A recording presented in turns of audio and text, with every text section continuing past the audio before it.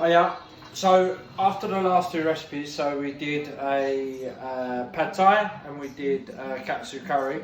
I've got some odds and sods of some of the vegetables and some of the ingredients and some of my store cupboard stuff that I've got left. And I've got my delivery tomorrow. So what I've got, I'm going to make a Thai red curry out of. So I'll show you the ingredients that I've got and then I can give you some alternatives as well. I've got some roasted red peppers. I've got some chili, lazy chili, but you could use a fresh red pepper for this and a fresh red chili, probably better. Ground turmeric. I had some lemongrass in the freezer. I had some garlic in the freezer. I had a small knob of ginger in the freezer. I've got some dried kaffir lime leaves, and I'm going to use some tomato puree. So that's going to make our paste. I had some frozen king prawns, so we're going to make a king prawn. I had some frozen roasted butternut cubes. I'm going to use them. And then for vegetables, I've got a red pepper, a couple of spring onions, mange 2, some baby sweet corn, chopped asparagus, some sliced white onions, and I need some lime and soy sauce and fish sauce for seasoning. And then from the katsu curry, that's the remainder of the tin of the coconut milk. So yeah, we're going to make a Thai red curry. Right, the curry paste. For ease, I'm not going to peel it, I'm going to put it in. I'm not going to peel the garlic either. So 2 cloves of garlic, a knob of ginger, some kaffir lime leaves, some lemongrass,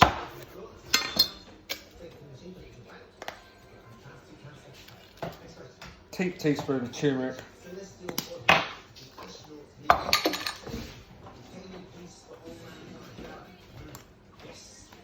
nice big heaped teaspoon of chili,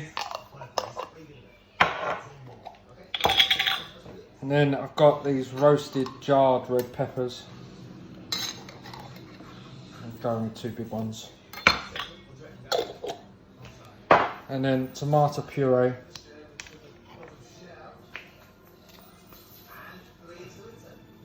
one. So literally the dregs of what I've got left. So I'm just going to whiz that up. I always find these hard to get on sometimes. Right.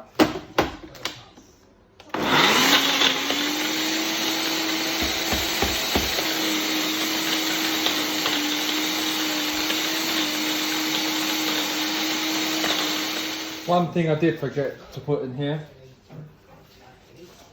was the quarter of onion. So you want that onion to go in to be part of the puree. Sorry about that. So can go back in and I'll whiz that. Right. So that's my curry paste with the added onion. Sorry about that. Usually if I was able to go to the shops and plan what I was eating, I would have got galangal, but I've substituted that for ginger.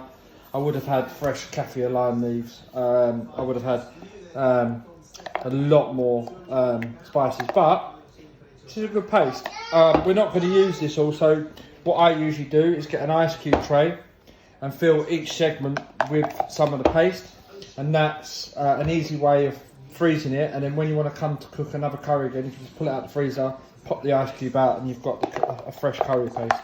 So let's move over to the stove and start cooking. Right, so I've got my large deep wok frying pan on. I'm going to put in some oil. I'm not using olive oil because it's got a low burning point. I want something with quite a high burning point, so all I've got is this veg oil, but ideally I would use coconut oil. Then I'm going to go in with 2 tablespoons of my curry paste, and I'm just going to cook that out.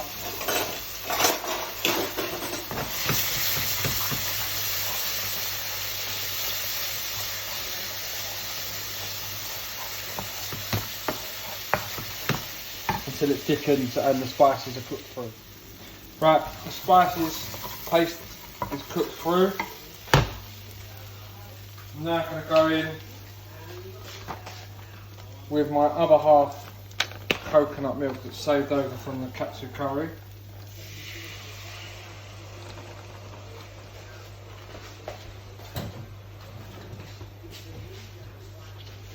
Also going to go in with 1 chicken or veg stock pot.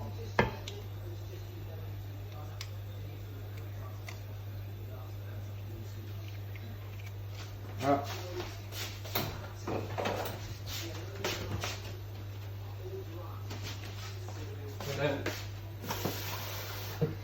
half a teacup of water.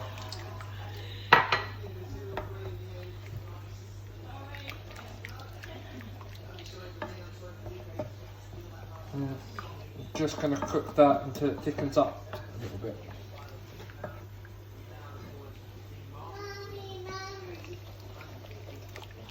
Right, so that's cooked down to about single cream consistency. I'm now going to go in with my diced aubergine.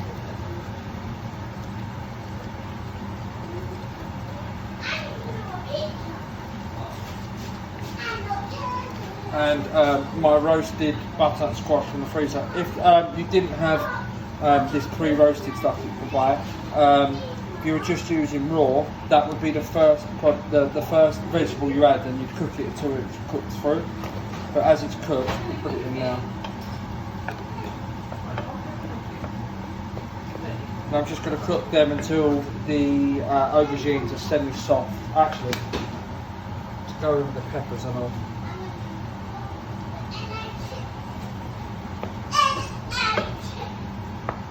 And we'll just cook them until the vegetables are thick. Right, so that aubergine and peppers and the roasted butternut are tender.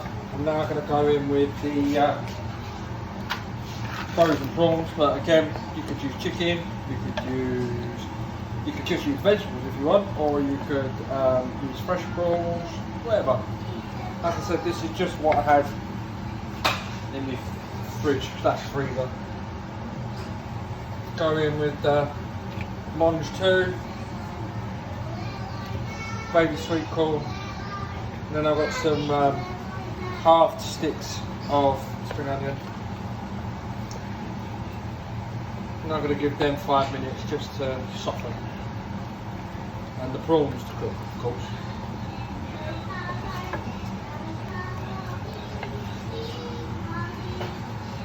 Right, so the green veg has gone in and it's gone tender. And my prawns are cooked.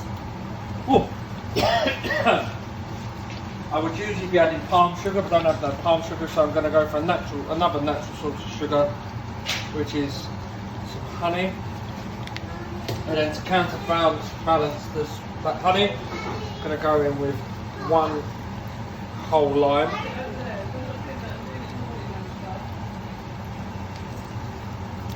And then for seasoning, salt wise, we're going to go in with some soy sauce, light soy sauce.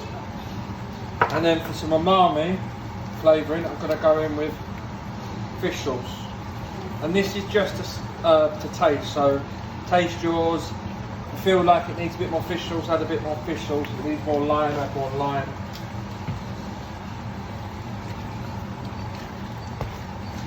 Right, and then I'm just going to add a handful of chopped coriander.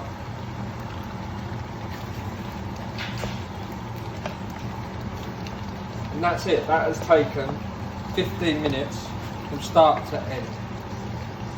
Right, so I've grabbed a small bowl. I'm going to go in just some steamed rice.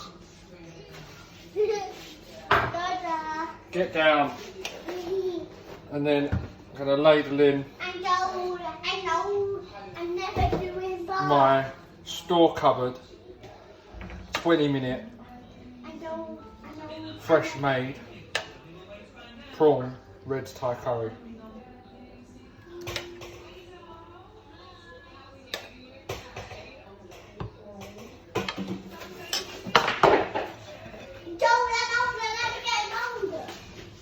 And then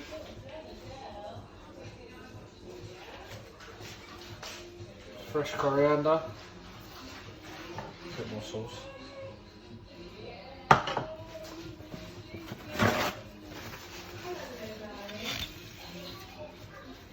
And that's it.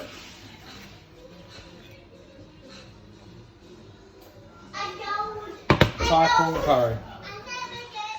Right, so that was another recipe. That was that Thai red curry, using the leftover ingredients from the previous 2 recipes that I posted.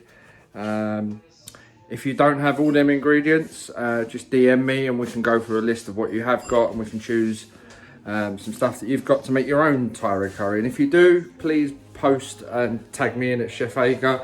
We'd love to see some of your creations.